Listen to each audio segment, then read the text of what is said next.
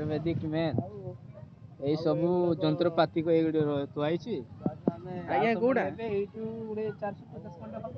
କୋଉଠି ଆଜ୍ଞା ଏଇ ବାପୁଲ ମେଡିସିନ ଅଛି। ଏଇଟା ସଙ୍ଗୀ ଦେଲେ ସରିବ। ଏଟା କୋଉଠି ଲଗାନ୍ତି ଆଜ୍ଞା? ଏଇଟା ନା ପା ଏଇଟା କପାଳରେ ଲଗାନ୍ତି। ମୁଣ୍ଡ ବିନ୍ଧୁଥିଲେ ମଧ୍ୟ ଆରାମସେ ଛାଡିଯିବ। ତାର ତା ଯୋଉ ଟୋପା ଟୋପା ଏଇ ଯୋଉ ଚୁଡ଼ିକି ଦେଖେଇବେ ଦେଖେଇପାରିବେ। ଏମିତି ଯୋଉ ବାହାରୁ ସବୁ ଲିଙ୍କ ସବୁ ଦିଆହବ। ଯାଉ ସାର୍ ଆମକୁ କଣ୍ଟାକ୍ଟ କରିବ। ଯାହା ସବୁ ତାହେଲେ ଗୋଟେ ଏଇଟା ଟିକେ ଚାମଚଟେ ନେଇଯିବ, ଲୁଣ ଟିକେ ଚାମଚଟେ, ଆଉ ଏଇଟା ଟିକେ ଆଉ ଗୋଟେ ବଟଣା ଜିନିଷ ଗୁଡା ଚାମଚଟେ ନେଇଯିବ, ଆଉ ତାପରେ ଲଗେଇଦେଲେ ତା ସରିବ। ମୁଣ୍ଡ ଫୁଣ୍ଡ ଯାହା ବିନ୍ଧୁଥାଏ ତାହେଲେ ଆଉ ଟିକେ କମିଯାଏ। ଆମର ସେପଟେ ବହୁତ ଭଲ କାମ ଦିଏ କିନ୍ତୁ ଏଗୁଡାକ ଜଡିବୁଟା ଔଷଧ ନା। ଆଉ ଏମାନଙ୍କର ଆମର କିଡନୀ ଯୋଉ ସାଇଡରେ କିଡନୀ ଯଦି ଆମ ସେ ଲିଭରଟାକୁ ଉପତଳ ହେଲେ ଆଉ ଏଇଗୁଡାକ ଆଉ ଏଇଟା ଆଉ ଏ ଯୋଉ ଫୁଲଟା ଦେଖୁନ ଆଜ୍ଞା ଏ ଫୁଲ ସାଥିରେ ତାକୁ ଏ ଫୁଲ ଜଡିବୁଟି ଗୁଡାକ ପଠା ହବ ଦେଇକି ଆଉ ଗୋଟେ ମଞ୍ଜାତି ଜାଣିଛ ନା? ମଞ୍ଜାତି ଜାଣିଛି ନାହିଁ ଆଉ ଓହୋ ମଞ୍ଜାତି କୋଉ ଏଇ ପାରିଲା ଏଇଠି ଗୋଟେ ଚିହ୍ନି ପାରୁନାହାନ୍ତି କଣ ଏମିତି? ଏଇଟା ତିନି ଜଣଙ୍କର ବୋଟା ବୋଟି ଚାଲିବ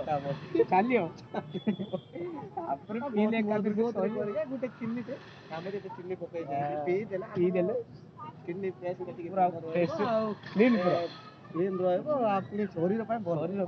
60 ବର୍ଷ ପର୍ଯ୍ୟନ୍ତ ବେଣ୍ଡିଆ ହେଇକି ରହିବ।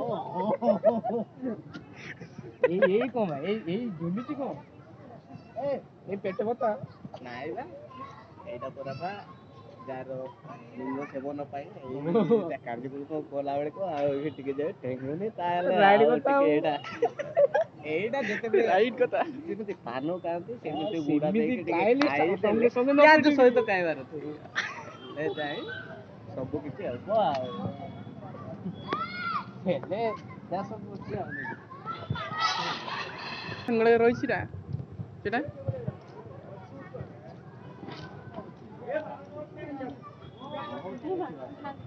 ଏଇଟା ପୂଜାରେ ଲଗା ହୁଏ। ଏଇଠି ଦେଖ ଦର୍ଶନଟେ ମିଳିଲା। ଫୁଲ ଗୋଟେ ଏମିତି ଜିନିଷ ଫୁଲଟା ଦେଖିଛ ନା? ସୁଗନ୍ଧ ଦୁର୍ଗନ୍ଧ ବି ବାହାରେ। ଏଥିରେ ବହୁତ କିଛି ପାର୍ବତୀ, ଶିବ, ଗଣେଶ, କାର୍ତ୍ତିକ ଜନ୍ମାଷ୍ଟମୀ ଗୋଟେ ଅରକ୍ଷ ବୋଲି ଗଛଟା ଥିବ ସିଆଡେ। ଅରକ୍ଷ ଗଛଟା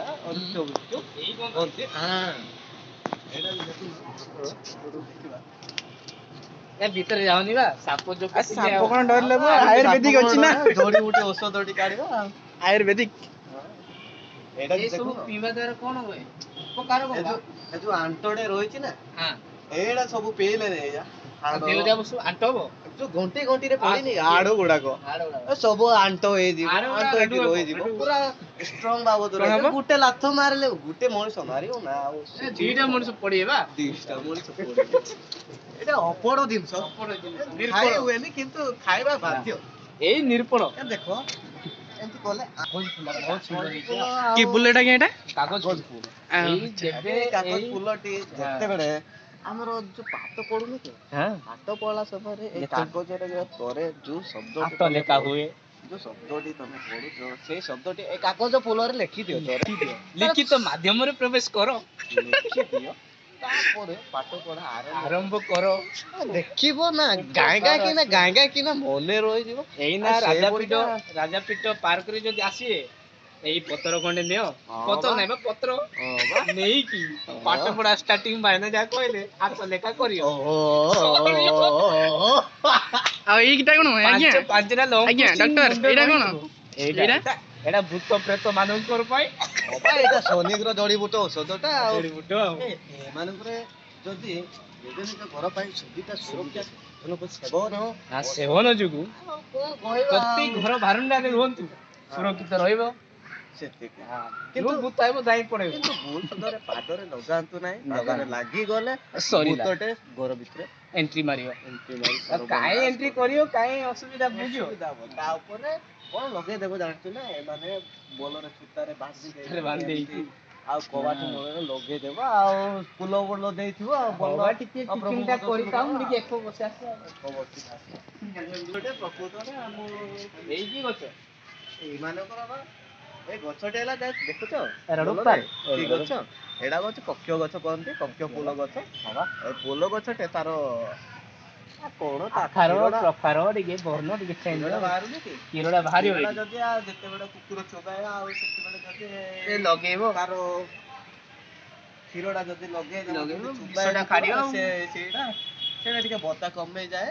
ତାପରେ ବିଷ ସବୁ ବାହାରି ଆଉ ବିଷ ବି ବାହାରିବ। ହୁଁ। ଆଉ ପୁଣି ବହୁତ ଇମ୍ପୋର୍ଟାଣ୍ଟ ରହିଛି ଏଥିରେ, ଯଦି ଖେଳରେ କୁଦରେ ଆଉ ତମେ ଆଡ ଗୋଡ ହାତ ବେଣ୍ଡ ଫେଣ୍ଡ ହେଇଯିବ, ବେଣ୍ଡ ଏଇଟା ହେଇଗଲେ ଟିକେ ବତୁରେଇ ଦେଇକି ଗରମ ପାଣିରେ ଆଉ ତାକୁ ବେଣ୍ଡ ବାନ୍ଧି କରିଦେବ ଦେଲେ ଆଉ ହାତରେ, ସିଧା ହବ। ଆଉ ଯେକୌଣସି ବଙ୍କା ସ୍ଥାନରେ- ହବନି, ସିଧା ହବ। ବଙ୍କା ହବନି ବା, ଯେକୌଣସି ସ୍ଥାନରେ ଖେଳରେ କୁଦ ବଙ୍କା ହେଇଯାଏ ନା, ମାଡ ବାଡ ଗୁଡା ତ ସବୁ ଏଇ ଭଲ କାଏ ହେଇଯାଏ, medicine ସବୁ ନେଇକି clean ହେଇଯାଏ।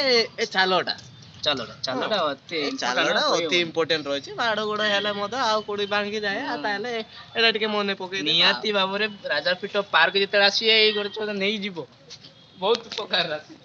ଏଇଟା ଖାଲି ସିନ୍ ପାଇଁ, ଏଇ ମୁଖ୍ୟମନ୍ତ୍ରୀ କର୍ମ ତଥ୍ୟରେ ଅଭିଯାନ ସଫଳ ହବ। ଏଇ ସବୁ ବାଥରୁମ ଯିବେ ଆଉ କଣ ଏଇ ସବୁ ଦେଖିବ ଜିନିଷ ନେଇକି। ଆଉ ଏଇଟା ଏଇଟା ଦେଖା ହେଲା ବା, ଏଇ ଦେଖ ସୁନ୍ଦର ଫୁଲଟିଏ ଏ ବଗିଚାରେ ରହିଅଛି। ଏଣୁ ଏଇଟାରେ ବହୁତ ଆଟ୍ରାକ୍ଟିଭ ହୁଏ। ଆଉ ପାଣି ନଦେଲେ ଗଛ ଯାକ ମରିଯିବାର ସମ୍ଭାବନା ରହିଛି।